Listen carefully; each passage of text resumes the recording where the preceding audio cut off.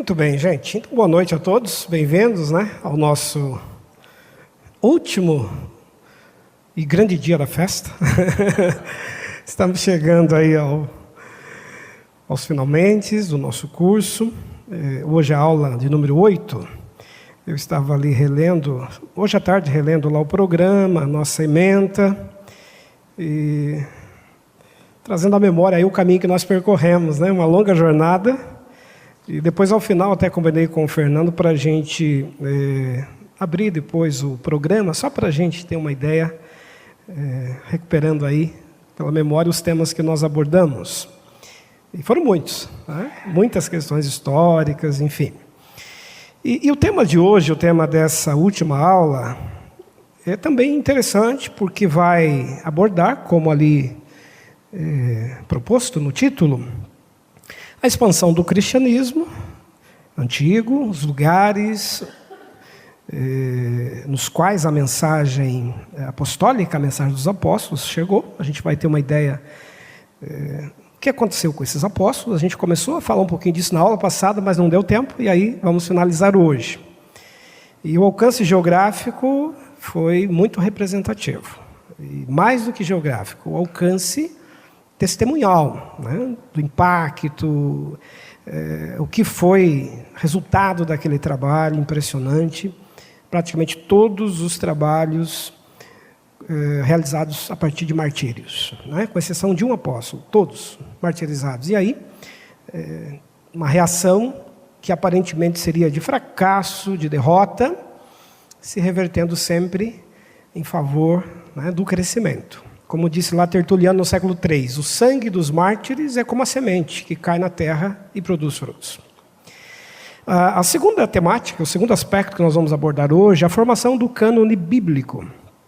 Uma rápida noção de como os livros se organizaram e formaram o que nós chamamos hoje de Bíblia, esse conjunto de livros.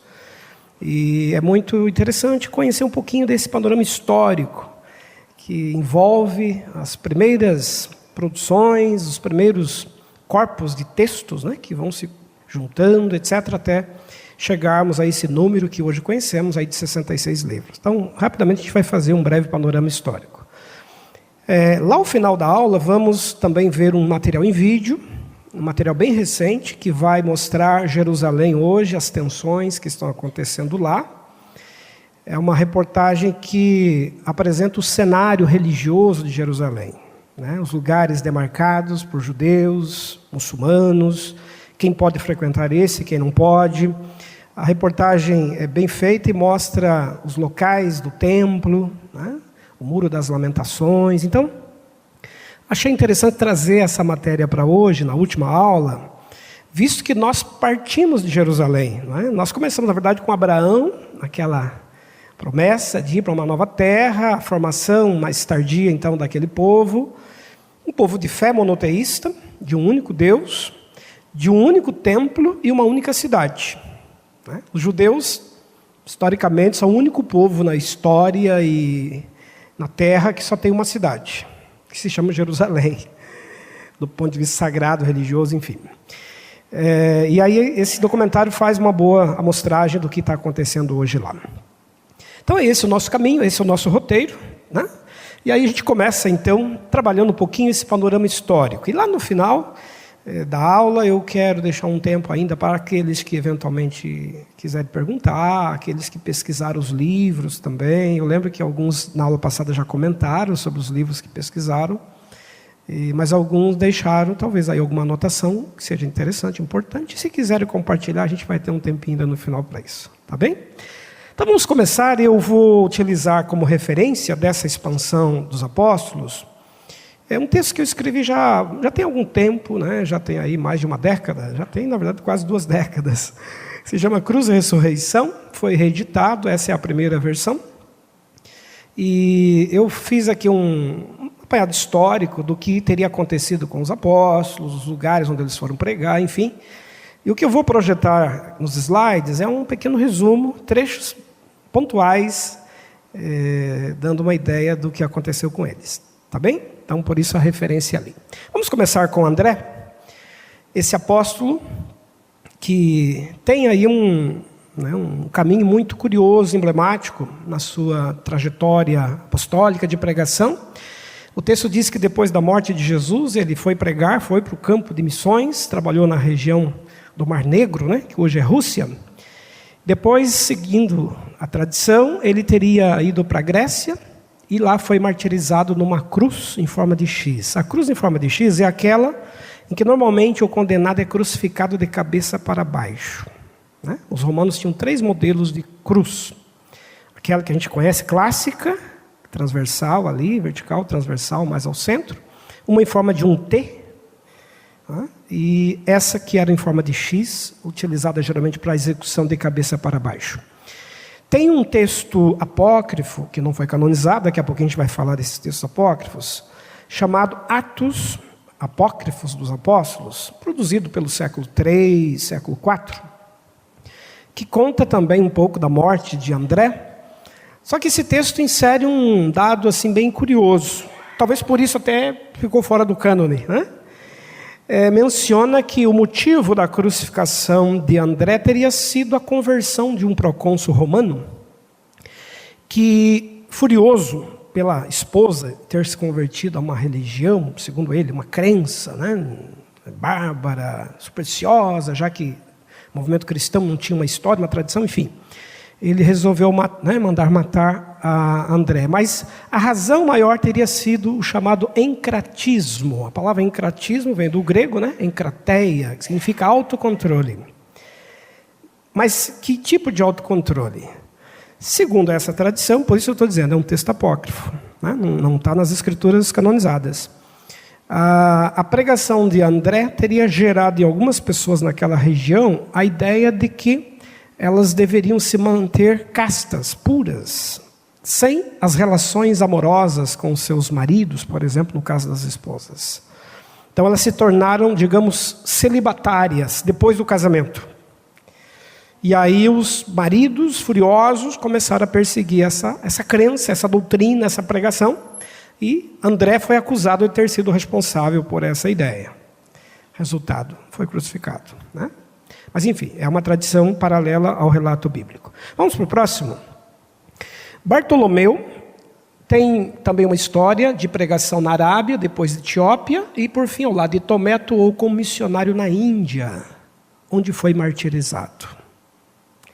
Olha onde chega a pregação, né?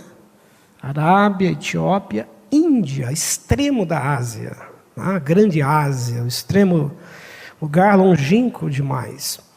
E depois a gente vai ver um pouquinho também de outros apóstolos que foram pregar na Índia, porque relatos históricos mostram que quando chegaram os missionários na Índia, no século XVIII, XIX, já existia até uma igreja lá na Índia, subterrânea, escondida, e foram verificar de onde vinham esses cristãos, e eles diziam, olha, lá nos antepassados, né?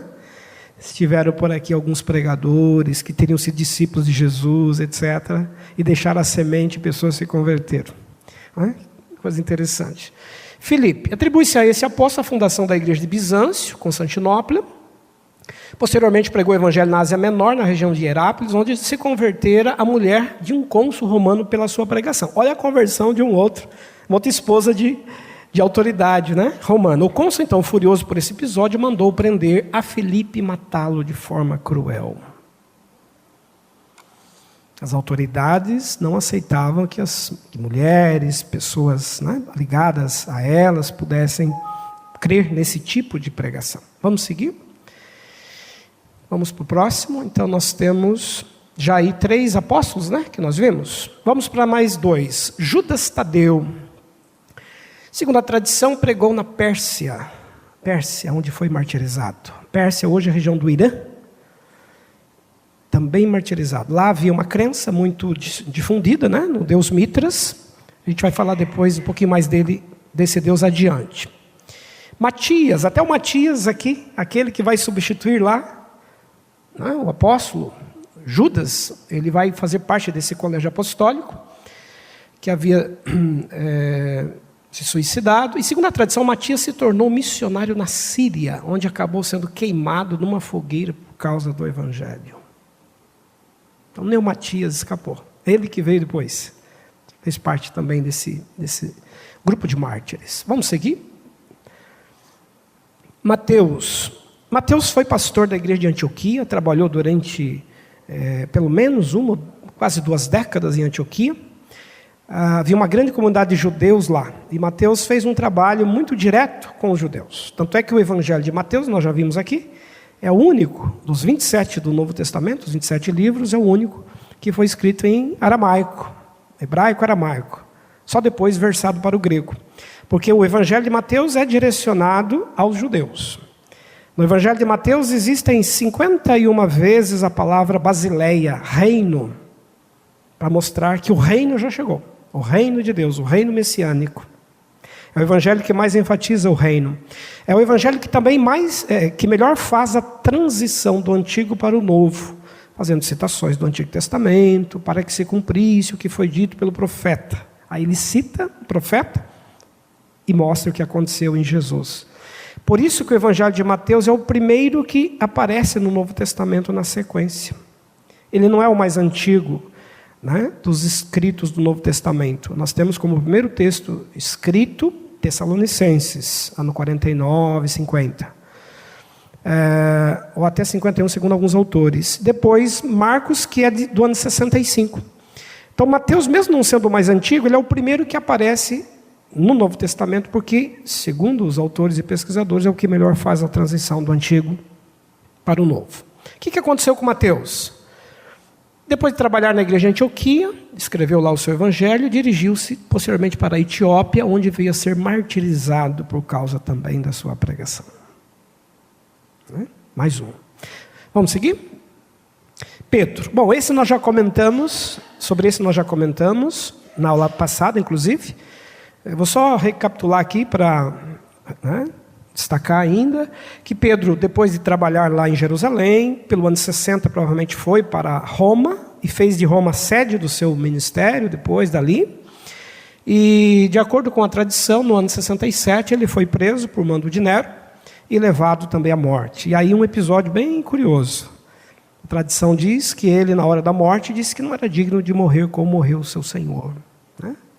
Crucificado. Não sou digno. Me crucifique então de cabeça para baixo. E segundo a tradição, foi assim que aconteceu, né? Então, juntamente com Paulo. Vamos seguir? Próximo, Paulo. Também um apóstolo fora de tempo, nascido fora de tempo, como ele mesmo se autodeclara.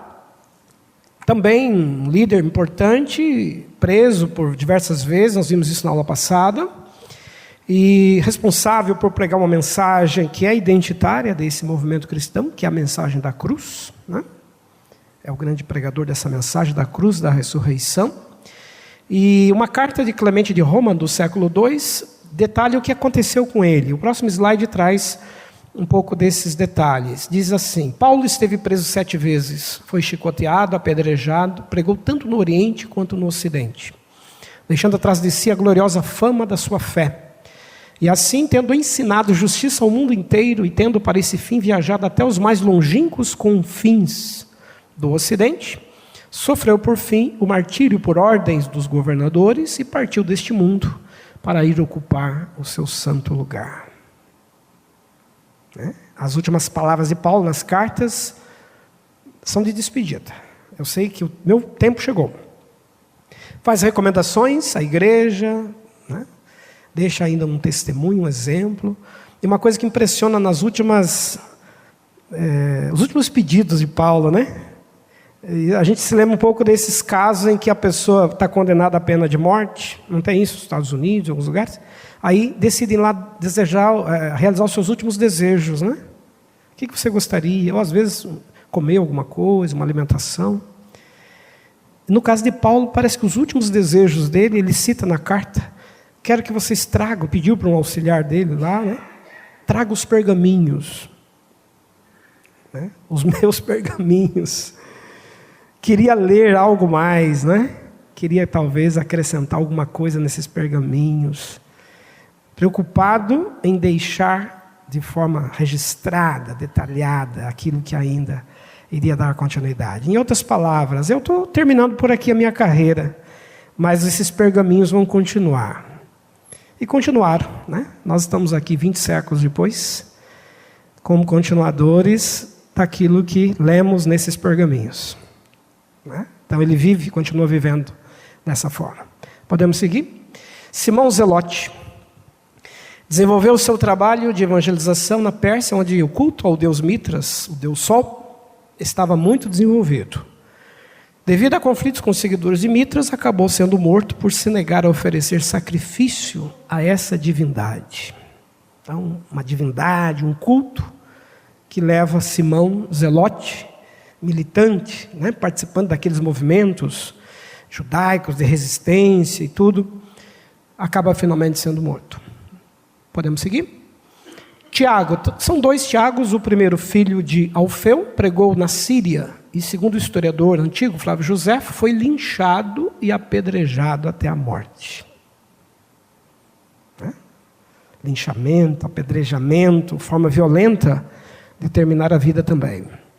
O outro Tiago, filho de Zebedeu. Aqui tem há alguns acontecimentos aqui curiosos. Esse Tiago, segundo o historiador Justo Gonzalez, teria vindo pregar na Espanha, região ali na Galícia, e seu êxito não foi notável, pois os naturais desses lugares se negaram a aceitar o evangelho. Houve uma rejeição à pregação dele.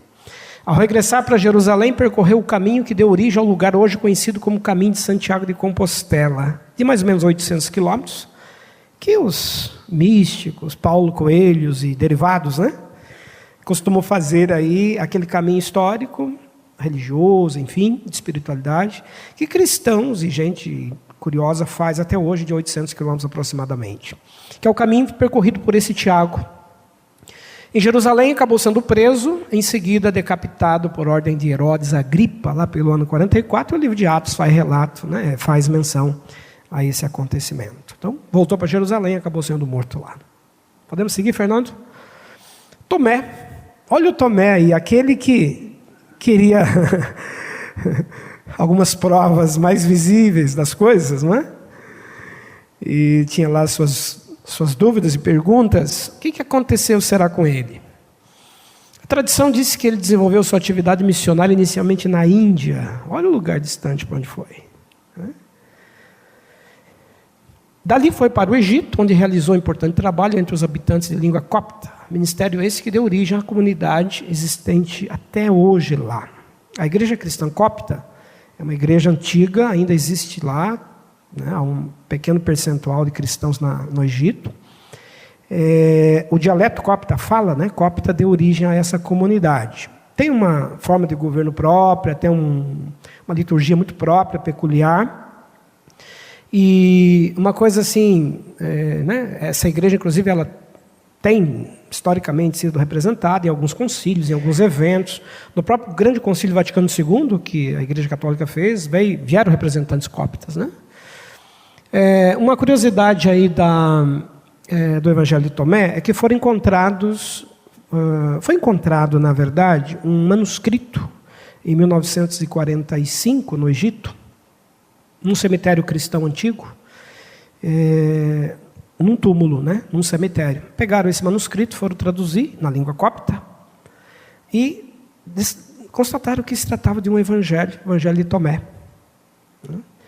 E foi traduzido, existe até hoje, está sendo divulgado até hoje, né, esse texto, inclusive na língua portuguesa, a gente tem acesso a ele. E o evangelho de Tomé é um evangelho que tem semelhanças com os outros que a gente conhece. Não faz parte do cânone bíblico, mas ele conta parábolas, histórias, né, que Jesus contou, os ditos de Jesus. E tem uma parte assim bem curiosa do Evangelho de Tomé, que é uma referência às mulheres, né? Há um diálogo entre Jesus e Pedro sobre a mulher. E Pedro questiona Jesus sobre a mulher participar, talvez de uma forma muito direta, do movimento cristão. Pergunta a Jesus se aquilo não poderia trazer problemas, escândalos. Há um questionamento de Tomé. E aí Jesus responde dizendo a ele que a partir do momento que o reino de Deus é chegado, não há mais a distinção de importância entre o homem e a mulher. Todos são iguais agora, nesse reino que chegou. E, enfim, o Evangelho de Tomé acabou não sendo canonizado, né? Não sei se por isso também. Talvez, né? Mas enfim, e assim, sobre a morte de Tomé, não há muitos detalhes, mas porque foi encontrado esse cemitério, esse túmulo, e junto ao túmulo esse manuscrito, muitos acham que talvez seja o túmulo de Tomé. Os ossos achados ali, os restos mortais que estariam nesse túmulo seriam desse apóstolo. E é um mistério aí sobre a morte dele.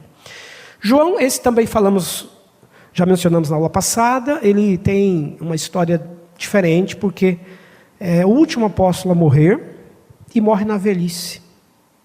É aquele que com certeza teve a morte chamada morte natural. Morreu no seu leito, na cama, em casa, cercado de pessoas. Como é que se sabe disso? Existem textos que não foram canonizados que contam a história de João. E durante o final da vida, João tem experiências assim, muito impressionantes. Segundo a tradição, eu citei aqui na aula passada, teria sido levado para Roma, condenado a ser morto em azeite quente, sobreviveu, e aí 3 vezes imerso em azeite quente. E aí as autoridades acharam por bem tirá-lo de lá, levá-lo para uma ilha-prisão no mar Egeu, a ilha de Patmos. E nessa ilha ele acaba então tendo aquela experiência do Apocalipse, a visão do Apocalipse. E ao ser solto ele escreve então, e manda essas cartas para as igrejas todas ali da Ásia Menor. E permaneceu ensinando na cidade de Éfeso até o final da sua vida. Pode abrir o próximo slide, só para a gente mostrar. Essa é a ilha de Patmos, são 2 imagens recentes. Hoje existem em torno de 3.000 moradores que vivem nessa ilha, uma ilha histórica, turística. Está ligada à Turquia hoje. Turquia e Grécia disputam ali o controle político. E existem esses locais até hoje, ali se formaram mais tardiamente, mosteiros, lugares onde os cristãos iam também para um período de retiro espiritual, enfim. Mas está lá até hoje. Podemos seguir? Além dos apóstolos, esses que a gente conhece, outros pregadores antigos também se tornaram personagens de conflitos, perseguições e martírios. Eu vou dar alguns exemplos aqui. É o caso de Tiago, irmão do Senhor, aquele que foi citado aqui na aula passada como representante da igreja judaizante de Jerusalém. Tiago, irmão do Senhor, Judas, Pedro. O que aconteceu com esse Tiago? O historiador Flávio Josefo descreve que houve então o sítio da cidade, aquele cerco a Jerusalém no ano 70, com a vitória de Roma por Tito, atribuindo esse fato da derrota dos judeus a um tipo de castigo por causa da morte desse Tiago. É curioso, José falando isso nos seus textos. Então ele diz que um juízo de Deus veio sobre os judeus pelo fato de terem assassinado a Tiago, o justo. E o slide seguinte traz mais detalhes da morte desse Tiago, pela escritura de um outro historiador antigo, chamado Eusébio, que está citando, Hegesipo, ao descrever a morte de Tiago. A citação é longa, mas acho que vale a pena fazer a leitura, porque traz alguns detalhes de como Tiago teria morrido. Afirma esse autor que tinha se levantado um conflito entre os judeus convertidos e os descrentes a respeito de Jesus ser ou não o Messias, e pediram a Tiago que resolvesse a questão. Os escribas e fariseus, diz Hegesipo, colocaram Tiago de um lado do templo e exclamaram, dirigindo-se a ele: visto que o povo é levado em erro a seguir a Jesus que foi crucificado, declara-nos qual é a porta pela qual se chega a Jesus o crucificado. Ao que ele respondeu em alta voz: o Filho do Homem está agora sentado nos céus, à mão direita do grande poder, e está para vir nas nuvens do céu. E como muitos se gloriaram no testemunho de Tiago, estes mesmos sacerdotes e fariseus tomaram a decisão de levá-lo à parte alta do templo, de lá o lançaram abaixo, passando em seguida a apedrejá-lo, visto não ter morrido logo que caiu no chão, enquanto, ajoelhando-se, pedia o perdão de Deus aos seus agressores. Deste modo ele sofreu o martírio. Então, o irmão de Jesus, historicamente falando, também tem uma morte violenta por razão do templo, impulsionada, instigada pelas autoridades farisaicas do templo, contra ele, contra a mensagem que ele anunciava, a mensagem do crucificado, né? Nesse sentido. Podemos seguir? Outro líder importante, Timóteo, discípulo de Paulo, companheiro, inclusive Paulo dirige a ele 2 cartas. Segundo o testemunho de Nicéfero, do século II, ele foi martirizado durante o reinado de Domiciano, no ano 96, em Éfeso, cidade onde eu morava, quando o apóstolo escreveu as 2 cartas. Timóteo também não escapou, né? Tardiamente, por ordem de Domiciano. Bom, tudo bem, esse é um cenário primeiro então, da aula de hoje, esse panorama histórico do que aconteceu com os apóstolos. Dos que nós vimos aqui da lista grande dos 12, talvez 2, João e Tomé, talvez, tenham escapado ao martírio. Isso é muito representativo. O que aconteceu a Jesus acontece com os seus seguidores mais imediatos. A mensagem que eles pregam é uma mensagem que continua incomodando, impactando. E aí as reações normalmente são violentas dessas estruturas que reagem à mensagem, né, transformadora que essa pregação traz. Tudo bem até aqui? Alguma questão? Queriam perguntar algo, esclarecer algum ponto dessa primeira parte? Senão nós vamos entrar na parte aí do cânone bíblico, da formação dos livros. Ficou claro para vocês? Panorama? Claro que no livro a gente faz um apanhado muito mais completo, mais detalhes, enfim. Mas aqui a gente fez um breve resumo, por conta também do nosso tempo, né? Vamos começar então a segunda parte, as etapas do cânone, ou do cânon bíblico, né? Vamos começar pelo significado da palavra cânon, termo grego que significa junco, vara de medir. Em resumo, medida. O cânon é uma vara. Imagine uma vara aí de 1 metro que você usa para poder fazer a metragem e as medidas. Por que foi aplicado esse termo aos livros bíblicos? Porque quando eles foram definidos em número de 27 e 39, a igreja entendeu que ali estava finalmente definida a medida da sua fé. O limite, o começo e o fim do que se deveria crer. Fora dessa medida, o terreno se torna perigoso. Fora da palavra canonizada, revelada, inspirada, tudo se torna muito perigoso. Esse é o sentido, essa é a ideia. A medida da nossa fé está aqui, nos 66 livros. Tudo bem, vamos começar com os livros do Antigo Testamento. Rapidamente, como é que se formam os livros do Antigo Testamento em termos de canonização? 2 fatores são importantes, a Septuaginta e a chamada Escola Rabínica de Jânea. Vamos abrir o próximo slide e aí nós vamos ter detalhes. Vou começar pela Septuaginta. A palavra Septuaginta, em latim, significa 70, ou versão dos 70. Por quê? Porque aconteceu no Egito, bem no final do século III, começo do século II antes de Cristo, um episódio que viria a ser responsável pelo surgimento dessa expressão Septuaginta. Vamos recordar rapidamente aqui, assim que morreu Alexandre o Grande, aquele imperador que conquistou o mundo antigo, nós estudamos aqui, inclusive conquistou Jerusalém, o seu reino foi dividido por generais, entre os seus generais. E um dos generais herdeiros do trono, do império de Alexandre, foi Ptolomeu, que ocupou a região do Egito. E Ptolomeu, lá na cidade de Alexandria, em homenagem a Alexandre, mandou edificar uma grande biblioteca, que era, na verdade, um símbolo do conhecimento e dos saberes do Egito antigo. Milhares de exemplares eram colocados ali, naquela grande biblioteca. E como existiam muitos judeus que moravam também no Egito, da diáspora, Ptolomeu teria declarado que queria ter uma cópia dos livros judaicos para ficarem guardados na biblioteca de Alexandria, mas cópias traduzidas para o grego. Então ele teria solicitado ao templo de Jerusalém, e aí o sacerdote, o nome dele está ali, né? Logo abaixo ali, o sacerdote de Jerusalém, Eleasário, teria nomeado 72 eruditos judeus, que foram ao Egito, e lá, num período de 72 dias, né, eles teriam feito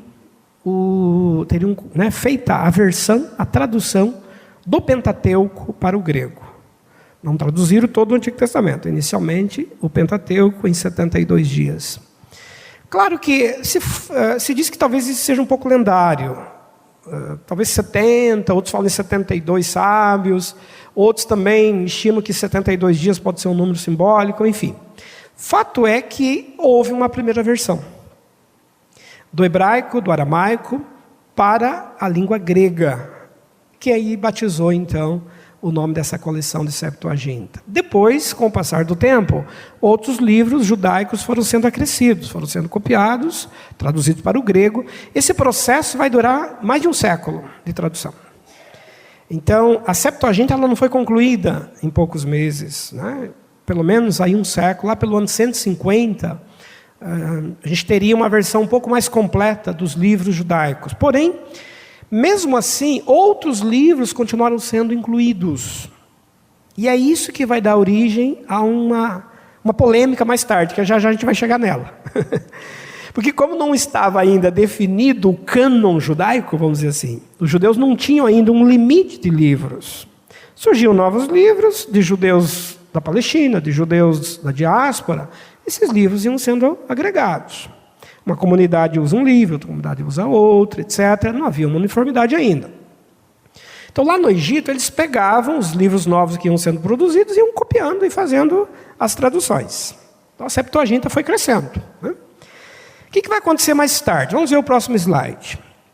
Aí surge, então, um outro capítulo dessa história, que é a escola rabínica de Jânia. Jânia é uma região, uma cidade próxima da Palestina, na fronteira de Israel, que se tornou a residência oficial dos rabinos do templo, depois que o templo foi destruído. Quando o templo de Jerusalém foi destruído lá no ano 70 pelos romanos, os judeus tiveram que fugir, os que sobreviveram. E como não havia mais o templo, eles montaram uma escola de sábios, de doutores da lei, de estudiosos, de copistas, etc., na cidade de Jânia. E foi ali, por volta do ano 90 depois de Cristo, portanto 20 anos depois da queda do templo, que esses doutores da lei, esses rabinos, esses sábios judeus, decidiram estabelecer um cânon, um limite, uma medida também da sua fé. Por quê? Porque o judaísmo também estava pulverizado, o judaísmo também estava bastante fragmentado. Existiam judeus que acreditavam em nomes, enfim, de formas diferentes, em costumes diferentes, nos diversos lugares onde eles estavam estabelecidos. Então, o que a escola rabínica de Jânia fez? Ela decidiu não aceitar aquela versão da Septuaginta, muito grande, que trazia livros novos a cada publicação que acontecia, enfim. Então decidiram, vamos formar o nosso cânon. Vamos chegar a um consenso, vamos dizer em que nós judeus acreditamos, de fato. Resultado. Nessa escola, nesse grande trabalho que eles fizeram de reunir os escritos, de selecionar os escritos, chegaram ao número, então, que hoje nós conhecemos de 39. Então, os 39 livros que nós temos no Antigo Testamento são definidos pelos judeus da escola rabínica de Jânia. Tá? Resumindo, a partir daí passaram a existir, então, dois conjuntos de livros judaicos. O conjunto da Septuaginta, com mais textos do que 39. E ainda aberto, né, esse cânon aberto para receber mais livros. Ok? E um cânone definido pelos judeus, que seria, então, o cânone da Bíblia hebraica, a partir do ano 90, na cidade de Jânia, que é o que a gente tem aqui. Por que isso vai trazer polêmica mais tarde? E aí, daqui a pouco a gente vai ver mais exemplos no próximo slide. Mas veja ali. Os chamados 7 livros que a gente tem na chamada Bíblia Católica, 7 livros a mais que aparecem no Antigo Testamento, e alguns pequenos trechos de acréscimo em outros livros, eles são decorrentes da opção que a Igreja Católica na Idade Média fez por escolher a Septuaginta e não o Concílio de Jânia. Ao escolher, o conjunto de textos da Septuaginta, o catolicismo medieval acabou incorporando esses livros que a gente conhece hoje na Bíblia Católica. Daqui a pouquinho eu vou explicar melhor isso e aí vai ficar mais claro, tá bem?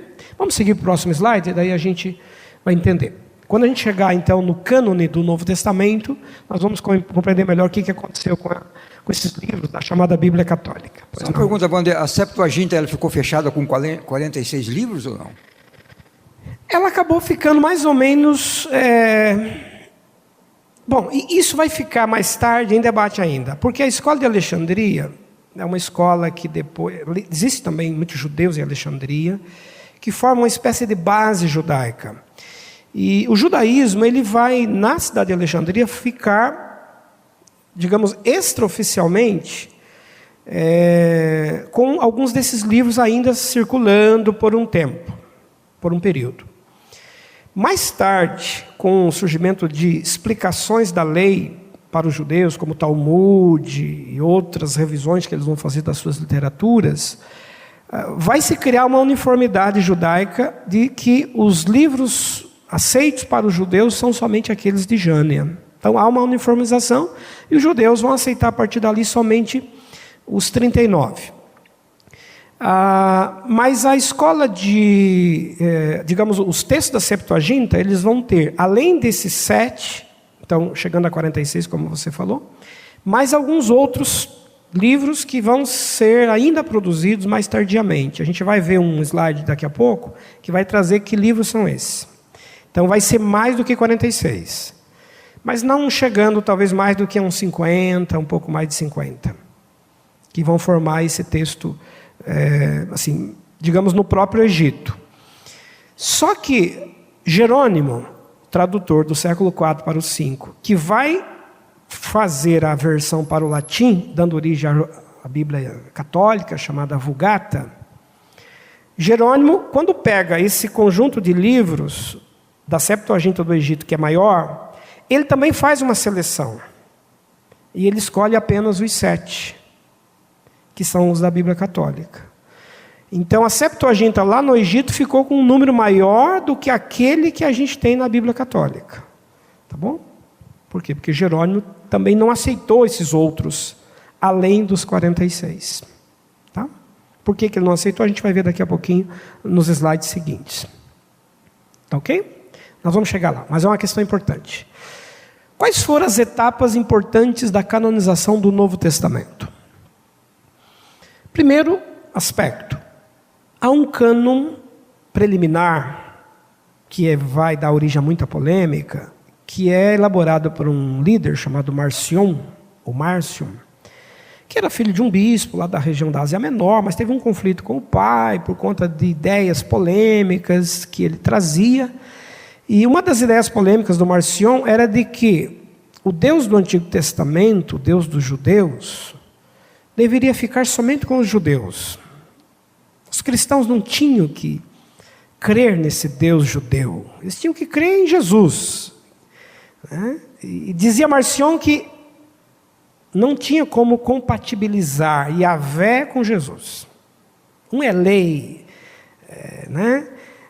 pune, castiga, manda fazer a guerra se for preciso, dizia Marcion. O outro é amor, prega paz, prega uma outra forma de convívio, enfim. Ele levantou essas ideias polêmicas, resultado, não houve mais entendimento nem com o pai era um bispo, ele acabou deixando a igreja do pai e foi para Jerusalém. E em Jerusalém ele fundou uma igreja chamada Igreja Marcionita, que lá pelo ano 140 vai definir um conjunto de livros para guiar, então, as suas práticas.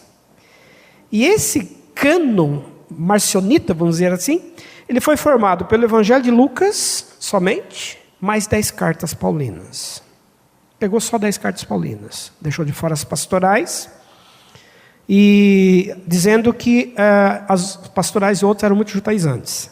Como ele queria separar o cristianismo do judaísmo, então tudo que lembrasse judaísmo ele tentou deixar de fora. Por isso que as cartas de Paulo são as que ele escolhe. Porque de acordo com ele, Paulo é o grande responsável, o grande líder que emancipou a mensagem cristã do judaísmo. Tudo que era judaizante ficou de fora. Então, o livro, né, a Bíblia de Marcion, tinha 11 livros. Por que Marcion se tornou, no fim das contas, importante? Porque ele provocou a discussão, a reação da igreja. A igreja disse, não, mas como? E os outros evangelhos? Vão ficar de fora? Mateus, Marcos, João? Só Lucas? Por que só Lucas? Então, há um debate fomentado a partir daí. Segundo, os outros textos, as outras cartas de Pedro, de Tiago, de outros autores, das outras escolas que nós estudamos aqui na aula passada, também disseram, não, mas e os nossos livros? Então, Marcion desempenhou um papel de provocar um debate e uma reação da igreja. E isso impulsionou a busca, né, pela definição do cânon. Como é que vai acontecer depois? Vamos seguir. Uma segunda razão, além do Marcion, foi a necessidade de se definir a verdade pregada, ensinada, à medida da fé cristã. Por quê? Porque assim como no Antigo Testamento estavam surgindo muitos livros circulando, e esse cânon não tinha limite, surge um livro lá, alguém diz, foi o apóstolo que escreveu. Aí iam verificar se realmente foi o apóstolo. Não, mas peraí, não é o apóstolo. O apóstolo ia dizer isso. Aí iam checar, era alguém escrevendo no nome do apóstolo. Daí o termo pseudepígrafo, pseudônimo. Usava o nome do apóstolo, Evangelho de Pedro, Apocalipse de Pedro. Iam checar, ver, e não era. Então, isso começou a causar problema na igreja, porque daqui a pouco você não sabe mais no que se acredita. Quem que está dizendo o quê? Esse texto é mais verdadeiro que aquele? Ou não? Então, a igreja se viu obrigada a iniciar um processo criterioso de começar a fazer o filtro e selecionar o que era apostólico e o que não era. O que era de autoria e o que não era. Então, essas literaturas pseudepígrafas que circulavam nas comunidades citadas ali, Evangelho de Pedro, Evangelho de José, Apocalipse de Paulo, Apocalipse de Pedro, Atos dos Apóstolos, enfim, provocaram uma reação da igreja, né, no sentido de buscar uma seleção mais refinada. Podemos seguir? Letra C. Aqui nós temos, então, um outro momento importante, que culmina com a realização de alguns concílios. O que é um concílio? O concílio é uma reunião de autoridades, lideranças, na época bispos, pastores, enfim, os líderes da igreja, mestres da igreja, convocados, enfim, para poderem definir, decidir, discutir se tomava ou não tal decisão. E a partir de alguns concílios que vão encerrar o processo canônico, finalmente, então, a igreja chegará ao número dos livros que nós conhecemos hoje. Como é que se deu isso? No ano 325, houve o grande concílio de Nicéia, ainda, já na época de Constantino, imperador. Esse concílio, ele ocorre em Nicéia. Nicéia é um bairro, né, da cidade de Constantinopla. Centenas de líderes compareceram. Ali se tomou uma decisão que vai ter influência no cânon. Qual seja? Acerca da natureza de Jesus. Se Jesus era Deus, ou se ele deveria ser adorado ou não, se ele era igual ao Pai, se era menor do que o Pai, se ele era apenas um ser criado pelo Pai, etc. É o grande debate no concílio de Nicéia. Porque havia um questionamento, né? A gente ainda tem até hoje essa ideia circulando. Por exemplo, as testemunhas de Jeová, elas seguem essa doutrina que foi debatida no concílio de Nicéia e que acabou sendo rejeitada lá, que diz que Jesus é apenas um grande ser, mas não igual a Deus, não é Deus, não deve ser cultuado, é um ser abaixo de Deus, maior que os anjos, mas abaixo de Deus. Havia um bispo chamado Ário que liderou esse movimento, questionando sobre a natureza de Jesus, e o arianismo acabou sendo condenado no concílio de Nicéia, mas ele está vivo e sobrevive até hoje com os testemunhos de Jeová que são arianistas, né? Mas enfim, por que foi importante? Porque decidiu-se ali que a verdade da fé, a medida da fé, pressupunha que Jesus era Deus, Filho de Deus. Qualquer livro que ensinasse algo diferente disso, seria rejeitado. Esse é um ponto.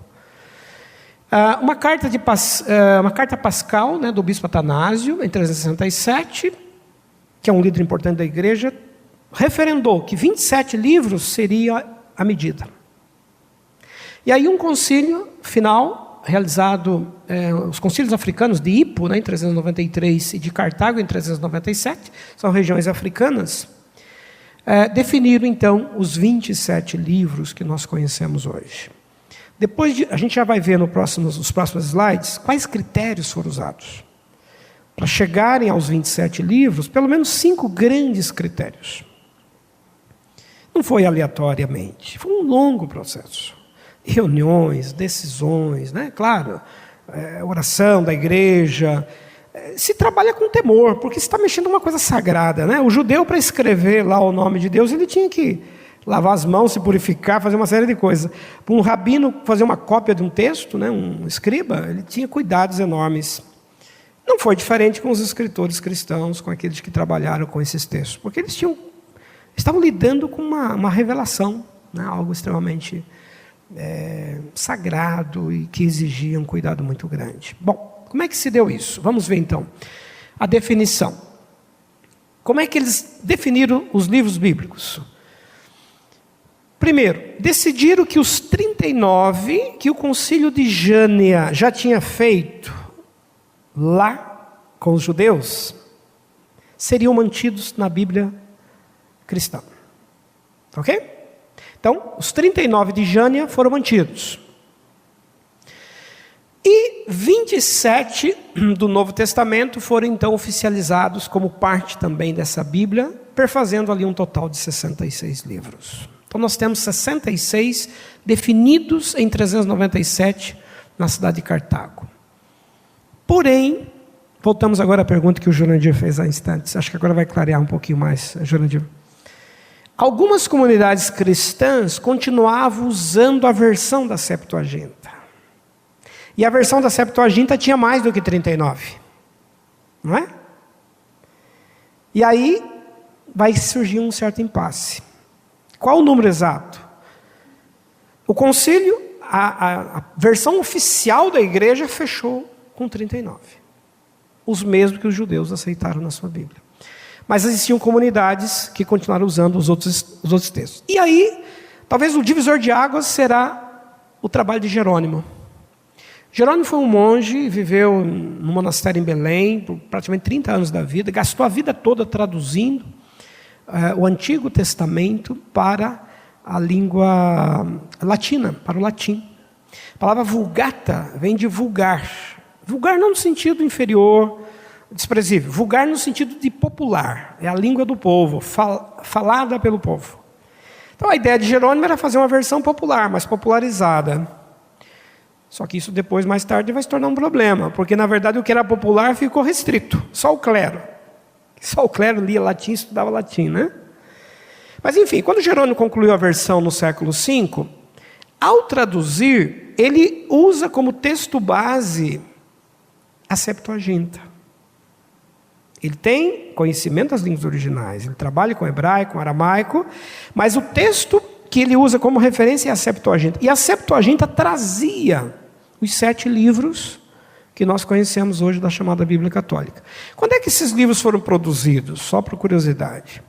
Esses 7 livros, né, Tobias, Judite, Macabeus 1 e 2, Baruque, Sabedoria, etc., foram produzidos no período chamado interbíblico, né, que é um período ali do século 3, 2 a.C., que conta um pouco da história dos judeus, desde o momento que eles estiveram no exílio, voltaram. E esses textos estavam, então, em produção naquele momento em que a Septuaginta também estava sendo formada. A Macabeus, por exemplo, conta a história da guerra, que nós estudamos aqui.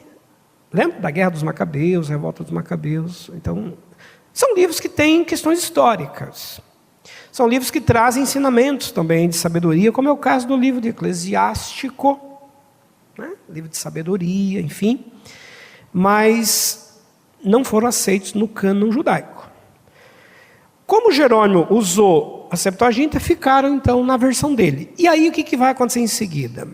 Quando veio o catolicismo romano, a partir do século V principalmente, consolidado como uma cristandade, logo depois no século VI, 6 para o 7, o Papa Gregório Magno vai definir que a Bíblia católica oficial, verdadeira, correta, seria somente a Septuaginta, somente a Vulgata. Decretou que a Vulgata era a versão aceita, única, até hoje. No catolicismo, a Vulgata é a versão oficial. E lida só em latim. Os católicos só passaram a ler a Bíblia no vernáculo, na tradução, como a gente tem hoje, por exemplo, em português, só a partir do Concílio Vaticano II, que é de 1962 para cá. Concílio Vaticano II, olha, 1962, agora aqui no século passado, que finalmente a igreja decidiu autorizar a tradução da Bíblia para o povo. Hoje a gente vê os católicos indo à missa, né, ao culto, enfim, levando suas Bíblias, lendo a Bíblia. Mas antes, isso é coisa muito recente, de as pessoas irem à missa, ao culto, o sacerdote fazer a leitura em latim, de costas para o povo, voltado para o altar, e depois ele se volta e faz a homilia, e explica ao povo. O povo acompanha apenas a pregação, apenas a homilia, né? Não tinha acesso. A gente tem exemplos de Bíblias. Quando a gente estiver aqui dando outro curso, talvez sobre a história da igreja mais recente, eu vou dar exemplos para vocês aqui. Aqui em Londrina, aqui em Cambé, em 1951, Astorga, nós tivemos episódios de queimas de Bíblia, conflitos entre protestantes e católicos. Porque os protestantes, quando vieram para o Brasil, muitos deles tinham o hábito de doar Bíblias aos católicos, de presente, para um vizinho, etc. E aí isso era proibido, não se podia ler. 1951. A gente tem queima de Bíblias aqui em praça pública, em Cambé. Quando a gente um dia for tratar aqui de história da igreja no Brasil, nós vamos estudar um pouco esse trabalho que os protestantes tentaram fazer aqui de divulgação da Bíblia no Brasil, né? Jurandir, pois não, você ia perguntar. Acho que o próprio Jerônimo não aceitou totalmente esse livro, né? O Jerônimo ele fez uma seleção de outros livros. Existiu mais. A gente vai ver, acho que o próximo slide vai trazer detalhes. Isso, aqui. Acho que depois o próximo... Vamos ver esse slide aqui, depois a gente vai chegar nele lá. Pode passar o próximo, depois a gente volta. Só quero ver se está... Aqui. Os 7 livros que Jerônimo vai incluir, porque faziam parte da Septuaginta, estão ali, né? Judite, Tobias, 1º e 2º Macabeus, Sabedoria, Eclesiástico e Baruque. Além disso, os capítulos 13 e 14 de Daniel e a oração de Manassés, que são incluídos, textos são incluídos na Bíblia Católica. Esses são os que nós temos hoje, na Bíblia Católica, não é? Mas tem mais livros, o Jerônimo teve que selecionar os livros. Vamos ver o próximo ali. Sim. Você pode repetir a pergunta, por favor? Qual a diferença entre eclesiástico e eclesiástico? Sim, é um outro livro, mas que tem um pouco do estilo da escrita. São livros de sabedoria. Lembro muito provérbios, ensinamentos morais, de comportamento, ensinamentos de vida, sabedoria de vida. Lembra muito Salomão, praticamente, né? Oi? Aí. Tá, desculpa, ele está cortando um pouquinho aqui. São textos que recomendam modos de vida, estilos de vida, filosofias, ensinamentos, né? Sabedorias nesse sentido. Muitos, assim, eu já li esses livros, conheço, a gente acaba estudando esses livros também no próprio curso, né, de teologia, enfim. E são livros que têm questões históricas também para a gente poder analisar. Mesmo os protestantes estudam, pesquisam. A questão é não considerar como textos canônicos, né? Som, aí resolvendo. Esse aqui está firme. Então, na verdade, a gente vai ver aqui, logo no... Olha só, os livros que acabaram ficando de fora, eles lembram muito os que também foram canonizados. Então, Jerônimo, Jurandir, teve que fazer também uma seleção. Ele não pegou todos na Septuaginta. O que ele deixou de fora? Primeiro livro de Esdras, né? Terceiro e quarto livro dos Macabeus, Salmo 151 e Salmos de Salomão. Então existiam, além dos salmos normais que a gente conhece lá, que Salomão também escreveu, os próprios salmos de Salomão. Então a Septuaginta, ela teve um número maior do que estes que a gente conhece através da Bíblia Católica. Então eles já são uma seleção que Jerônimo também fez, nesse sentido. Tem pequenos trechos que vão ser incluídos no livro de Daniel, né? Tem um trecho lá que conta a história de Bel e o dragão, os amigos de Daniel envolvidos lá nos conflitos ainda, na época, né, do exílio, pós-exílio ali, na Pérsia, né? Que acaba aparecendo na chamada Bíblia Católica. Tá? Então, assim, resumidamente, a gente pode voltar 2 slides? Isso, queria voltar aqui, na letra F, que a gente não viu. Para a gente poder fechar esse quadro. Então, o assunto do número de livros vai ser retomado no século XVI, quando, então, ocorreu a Reforma Protestante. Nós estamos, inclusive, celebrando os 500 anos da Reforma Protestante. De 2 maneiras. Primeiro, por Lutero. Lutero fez a tradução, né, da Bíblia para o alemão, para a língua germânica, informação, inclusive, ainda. E Lutero tem, assim, na tradução da Bíblia, a sua grande estratégia. Porque ele devolve a Bíblia ao povo, põe a Bíblia nas mãos das pessoas. Leiam, vejam, e ele faz comentários, escreve, publica, enfim. Ao traduzir, Lutero opta pelo que os judeus já tinham escolhido. Ele não vai pela Septuaginta. Ele vai pela Bíblia hebraica, com os 39 livros. E fecha a questão aí. Por quê?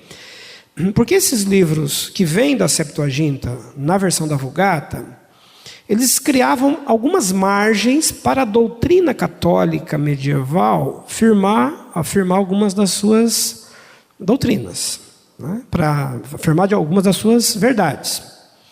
Exemplo, o livro de Macabeus. Depois que terminou a guerra, Macabeus recomenda que os judeus fossem ao templo orar pelos que tinham morrido, fazer sacrifício em favor dos que tinham morrido na guerra, para que Deus pudesse, de alguma maneira, intervir e, né, mudar, digamos, suas decisões, suas vontades em relação àqueles que tinham morrido com algum pecado. Então eles vão fazer sacrifício para expiar pecados que já tinham morrido. Bom, e o que isso causa de problema para a igreja no contexto da reforma? Traz base para o catolicismo dizer que é possível você ainda fazer alguma coisa pelos que morreram, não é? Fazer uma missa de 7º dia, de 1 mês, fazer sacrifício, pegar uma indulgência, comprar uma indulgência que a igreja estava vendendo. O que é uma indulgência? É uma carta de perdão. Você compra, adquire a carta de perdão e ela vai beneficiar uma pessoa da sua família, inclusive que já tenha morrido, vai tirar essa pessoa do purgatório. Então, a ideia de purgatório é uma ideia que vai ser construída gradativamente a partir de alguns desses livros. Então, Lutero não aceitou essa versão, né, da Septuaginta também por esse aspecto. Enfim, referendou o Concílio de Cartago, que definiu os 27. Na outra ponta, do outro lado, nós temos o Concílio de Trento, o Concílio Católico, acontecendo na época da Reforma, em 1545. Trento é uma cidade na Itália, e ali se reuniram as principais autoridades da Igreja Católica para discutir a tradução de Lutero, discutir as doutrinas que Lutero estava pregando e também questionando, né, que Lutero estava questionando o catolicismo. Resultado: nesse grande concílio que aconteceu em Trento, um concílio que durou 18 anos, para vocês terem uma ideia. Muitas comissões trabalhavam, discutiam, traziam, aprovavam relatório, formavam novas comissões, debateram, etc. No final, concluíram que os 7 livros apócrifos, os 7 livros que os protestantes chamavam de apócrifos, deveriam fazer parte da Bíblia, sim, né? Deveriam ser oficiais da igreja, aceitos, sem nenhum questionamento. É por isso que na Bíblia Católica, os 7 livros de Jerônimo, eles continuam com a igreja até hoje. Então, daí a diferença histórica da Bíblia protestante e da Bíblia católica, né? Sim. Jerônimo é dos anos 500, mais ou menos? Final do ano 300 para o ano 400, século 4 para o século 5. Bem nos primórdios ainda, mas no momento em que a igreja já está começando a sofrer mudanças estruturais, políticas, porque já tem Constantino, né? Já tem Teodósio surgindo, que vai oficializar, inclusive, o catolicismo romano, no ano 381, 382. Então, ele já é um personagem desse momento histórico de mudanças na igreja, né? Agora, Jerônimo foi um grande estudioso, E, claro, ele estava num momento ainda em que o cânone estava em debate. Não havia um consenso em todas as igrejas. E mais tarde é que isso vai dar mais problema e polêmica, porque as novas doutrinas que vão ser criadas a partir dessas interpretações dos livros chamados apócrifos, né? Tá ok?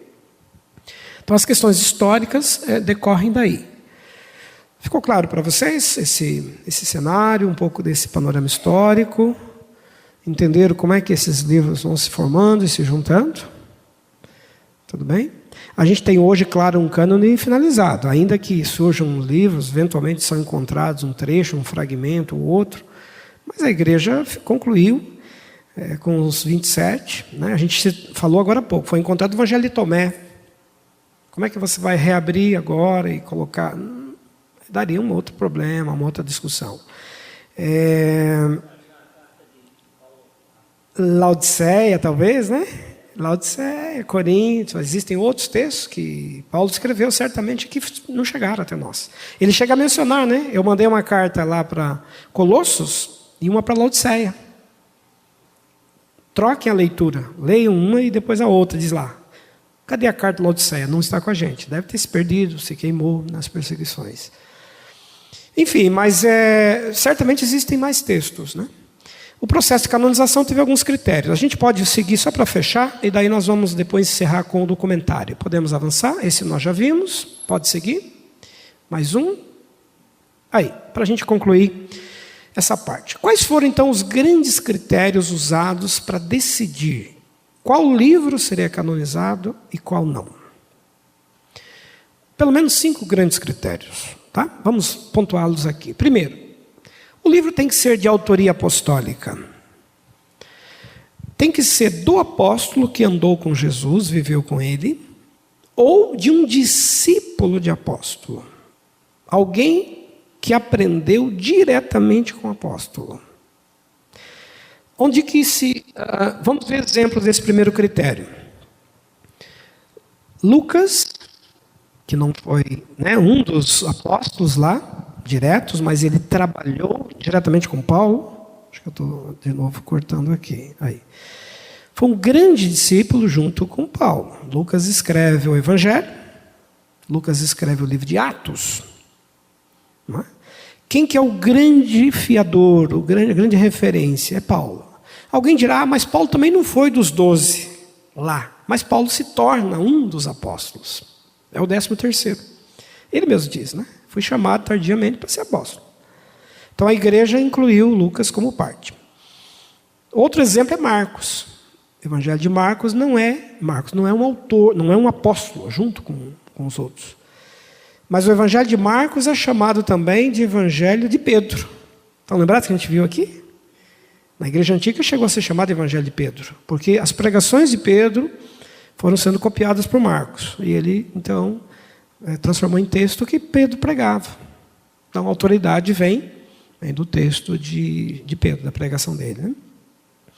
Então, resumindo, no Novo Testamento nenhum livro foi canonizado se não foi de autoria de apóstolo ou discípulo de apóstolo.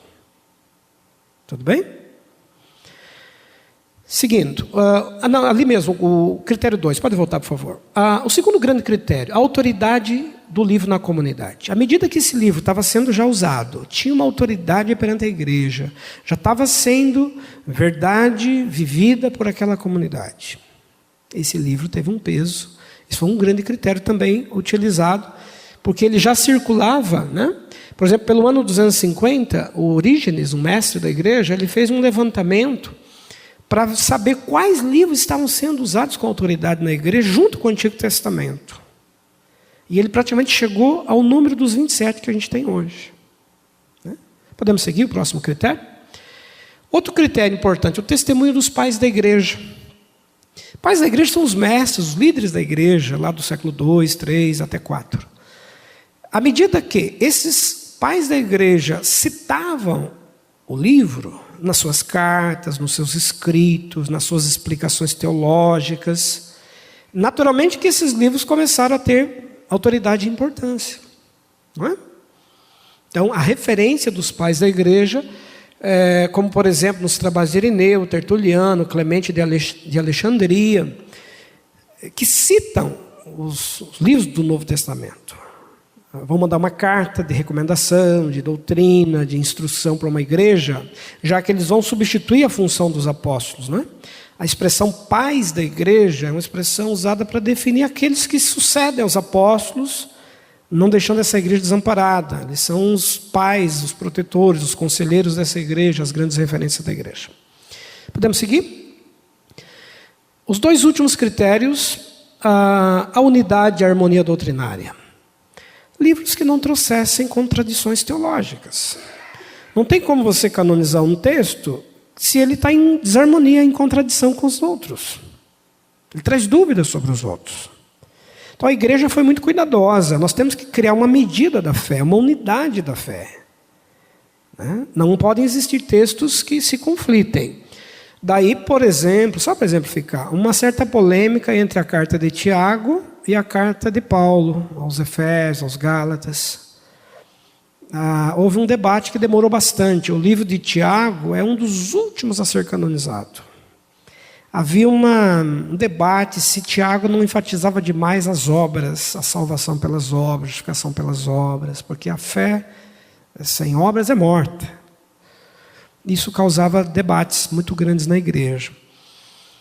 Porém, a igreja chegou finalmente a um entendimento de que Tiago não está se contradizendo com Paulo, não é uma contradição a Paulo. O que Tiago está dizendo é que a verdadeira fé vai levar às obras. A verdadeira fé é produtora de obras, de testemunho, de vida. Né? É o fruto da árvore. A árvore é nova, ela nasceu de novo, ela vai produzir novos frutos. São os novos frutos, né? Que configuram essas obras. Então, Tiago, na verdade, complementa Paulo. Não somos salvos pelas obras, mas para as boas obras. Esse é o sentido que Tiago e Paulo vão discutir. Finalmente, a teologia cristocêntrica, que significa Jesus, a mensagem dele, a boa nova dele, a sua morte, sua ressurreição. Essa deve ser a centralidade do Novo Testamento. Todo livro do Novo Testamento, em algum momento, passa por esse anúncio. Ele é o grande elemento de unidade do Novo Testamento. Então, a ênfase cristocêntrica é determinante nesse processo final. Pode seguir o próximo slide. Aqui uma imagem das cidades que definiram o cânone, né? Hippo e Cartago, hoje é a região da Tunísia. A cidade onde os grandes concílios decidiram. Hoje é uma região islâmica, islamizada. Mas ela foi centro, é a África, né? Interessante. Foi na África, a região da África, que houve o grande concílio definidor. E talvez uma frase de Calbart. Calbart é um dos grandes teólogos aí do século XX. Ele é um grande leitor da carta aos Romanos, chamado teólogo de Romanos, né? E Calbart diz assim: se os livros tivessem perdido nas perseguições, enfim, como aconteceu com as outras cartas que a gente citou aqui, que desapareceram, mas tivesse sobrado somente Romanos, Calbart diz, sobrou só Romanos. Só Romanos chegou até nós. Diz ele, só Romanos já seria suficiente. Porque diz ele, Romanos tem tudo, né? Tem criação, tem soteriologia, salvação, cristologia, pneumatologia, escatologia, eclesiologia. Os grandes temas da fé, da teologia sistemática, estão todos em Romanos. Enfim, então, mas além de Romanos, chegaram mais 26. Nós temos 27 aí para fechar. Podemos seguir? Bom, a gente vai então caminhar para o final, e agora a gente vai ver um vídeo, ele tem 10 minutos, então nós vamos terminar aí 5 para as 10, a gente vai estar encerrando.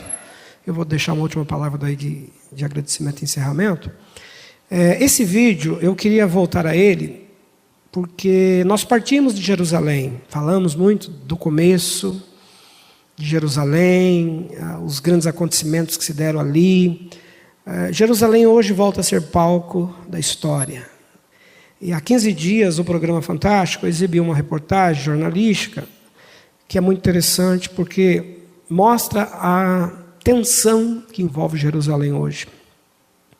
Entre judeus, muçulmanos, cristãos que estão lá também. E é uma viagem assim bem, muito rica em termos de imagens ao cenário de Jerusalém, que eu queria então usá-la para o fechamento do nosso curso nessa noite. Tudo bem? Podemos rodar? E o domingo foi de protestos em diferentes países contra a decisão do presidente americano Donald Trump de reconhecer Jerusalém como a capital de Israel. Ao vivo de Nova York, Felipe Santana tem mais informações. Felipe. Oi, Poliana, boa noite para você e a todos. Em Beirute, capital do Líbano, manifestantes e polícia entraram em confronto perto da embaixada americana. Os manifestantes levantaram bandeiras palestinas e colocaram fogo em bandeiras de Israel e dos Estados Unidos. Em Rabat, no Marrocos, dezenas de milhares de manifestantes marcharam entoando gritos contra Israel. Na Turquia também houve manifestações contra a decisão americana. O presidente Recep Erdogan voltou a criticar Israel hoje e chamou o país de um estado invasor e de terror. Na Cisjordânia e em Gaza, territórios palestinos, os protestos continuam. E em Jerusalém, um palestino atacou um segurança israelense com uma faca. Aqui nos Estados Unidos, a embaixadora nas Nações Unidas, Nikki Haley, disse que os Estados Unidos estão tão comprometidos com a paz como sempre estiveram e que a decisão de mudar a embaixada para Jerusalém respeitou o desejo do povo americano. Poliana, Tadeu. Os protestos contra a decisão do governo Trump ficaram mais fortes desde a sexta-feira. Em Jerusalém, nossos repórteres explicam por que a cidade é tão importante para israelenses e para palestinos. No dia a dia de Jerusalém, os dois lados de uma disputa histórica estão sempre a poucos metros ali um do outro.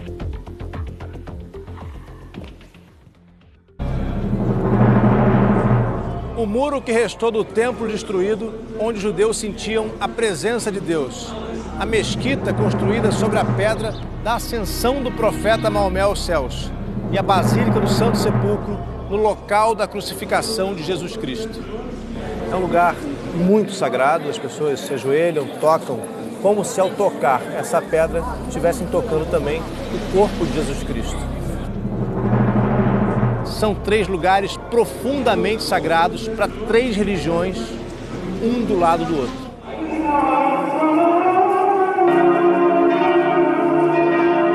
E há inúmeras outras sinagogas, igrejas e mesquitas sagradas na parte antiga de Jerusalém. Por isso, para caminhar por essas ruas apertadas, onde quase sempre só se anda a pé, é preciso entender o sentido da palavra coexistência. Os visitantes cristãos, os judeus e os muçulmanos se esbarram o tempo todo. E a convivência, ao contrário do que se imagina, também tem seus momentos de ternura. I love him and he loves me. You understand? A família de Abir Nassi vive aqui há mais de 100 anos. Ele fala hebraico e árabe. Aliás, precisa atravessar o bairro árabe quase inteiro para chegar à galeria de arte dele no comecinho do bairro judeu. É preciso reconhecer que essa terra pertence ao povo judeu. Mas todas as pessoas que vivem aqui, de acordo com a lei judaica, devem ser respeitadas. Temos que respeitá-las, fazê-las cidadãs e viver em paz. O comerciante lembra o passado para defender seu ponto de vista. O único país onde Deus fez um contrato com o povo é Israel. a Terra Prometida. No que a tradição judaica afirma ser a terra prometida por Deus a Abraão, 3.000 anos atrás o rei Salomão construiu um templo e ali foi guardada a Arca da Aliança, onde os judeus acreditavam que a presença de Deus era maior. Não havia cristianismo nem islamismo e Jerusalém era a capital do reino de Judá. O templo foi destruído, reconstruído e destruído outra vez, e o povo judeu se espalhou pelo mundo. Muitos séculos depois, eles conseguiram voltar, mas a cidade já tinha sido ocupada por outros povos, entre eles os árabes, que continuavam vivendo aqui. O problema é que as tradições religiosas acabaram entrando em confronto geograficamente aqui em Jerusalém. No século VII d.C., quando conquistaram Jerusalém, os árabes construíram a mesquita Qubat Ash-Shakra, o Domo da Rocha. Pelo que conta a tradição islâmica, numa certa noite, o profeta Maomé saiu para uma viagem incomum. Ele subiu aos céus em corpo e espírito e, pelo que nos conta o texto sagrado do Islã, se encontrou com Deus. O Alcorão conta que Maomé saiu da mesquita sagrada de Meca e foi até a mesquita distante.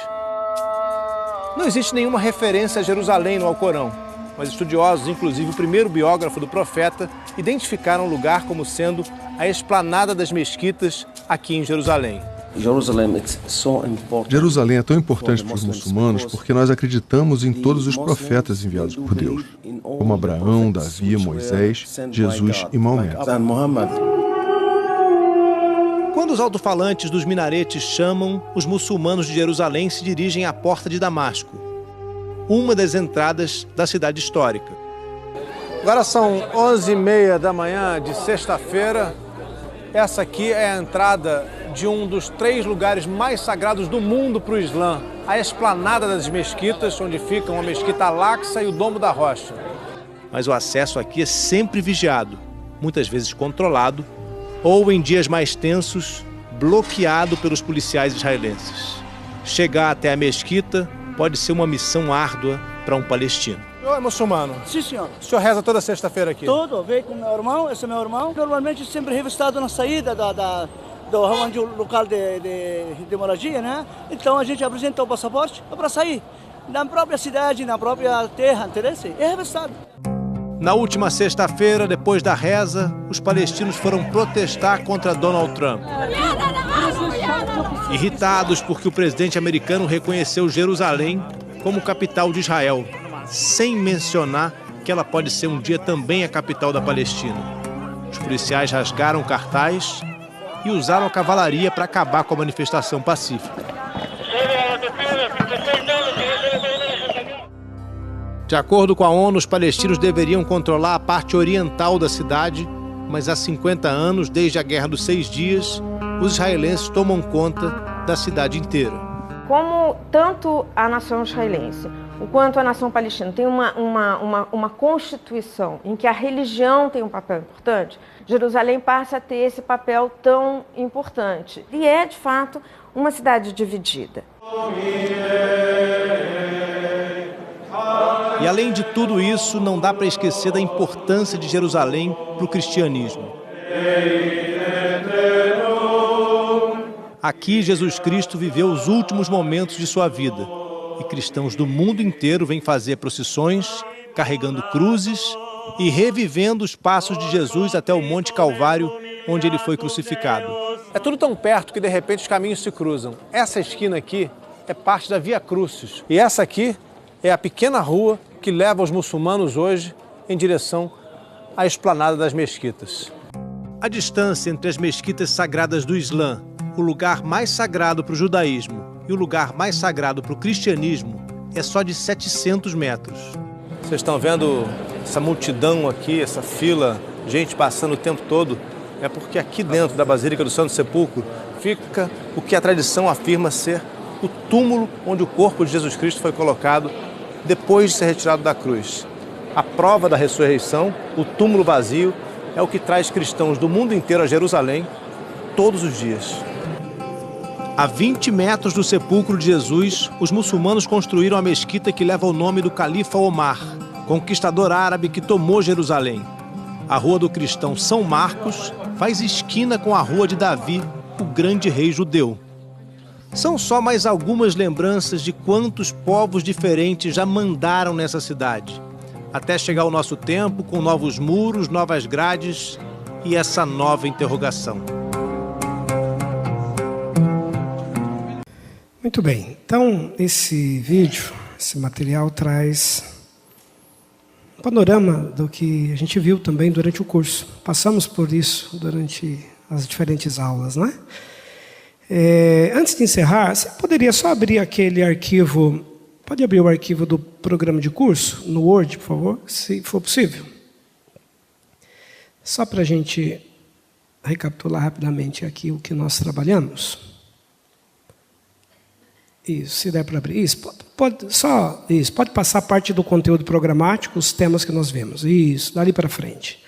Só recapitular o que nós estudamos, né? Nós começamos com os hebreus no período patriarcal tribal, depois trabalhamos os hebreus no período monárquico e a Palestina sob dominação. Na aula 3, o contexto da Palestina nos dias de Jesus. Aula 4, o contexto da Palestina nos dias de Jesus, uma sequência, né? Aula 5, contexto do mundo greco-romano, no qual se desenvolveram as primeiras comunidades cristãs. Aula 6, o contexto histórico dos escritos paulinos. Aula 7, o contexto histórico dos escritos joaninos e petrinos, né? Foi a nossa última aula. E, finalmente, hoje, a conclusão do curso, trabalhando, então, uma síntese, um panorama aí dos escritos bíblicos, enfim. Então, penso que nós cumprimos aí o programa, que foi desenhado aí para 8 aulas, e, por ser hoje o nosso último encontro, eu não poderia deixar de fazer isso, né? Queria agradecer muito a todos que prestigiaram o curso, estiveram aqui. Mesmo às vezes em datas de feriados, enfim, né? Permaneceram, estiveram conosco, sempre tendo uma participação muito respeitosa, criativa, interativa, perguntando. Então, minha gratidão a todos vocês. Agradeço também aqueles que nos acompanharam pela internet. E são várias pessoas que acessam as aulas depois. Até brinquei com o pessoal ali da equipe de som e vídeo, né? Que as aulas da internet ficam até melhores do que a presencial, né?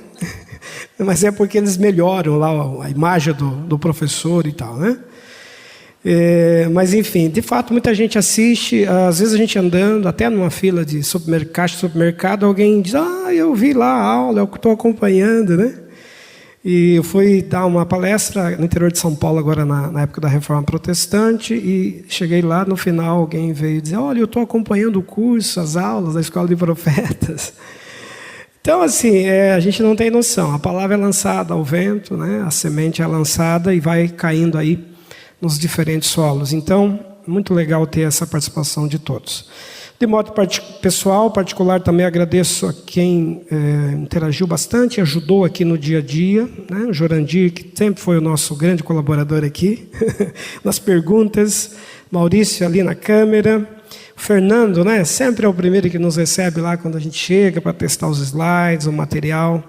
Obrigado, viu, Fernando, pelo seu trabalho, sempre muito atencioso e competente.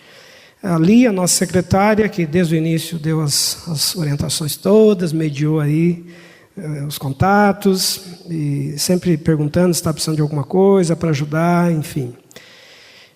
Enfim, a todos os demais que eventualmente eu tenha esquecido aqui. Por fim, claro, quero agradecer ao pastor Glênio Paranaguá pelo convite, porque ele e a equipe pastoral, a equipe de liderança, por convidarem e pela confiança aí também no nosso trabalho, de nos deixar e permitir estar aqui falando a vocês, à igreja. E mesmo quando esteve ausente, em viagens, não se preocupou em conceder aqui essa tribuna para que a gente pudesse ministrar as aulas. Então, muito obrigado a todos vocês. Espero que o curso tenha ajudado e dado aí a vocês um panorama histórico. E quem sabe aí numa próxima data vamos trabalhar outros temas e outros cursos. Tá? Valeu, obrigado.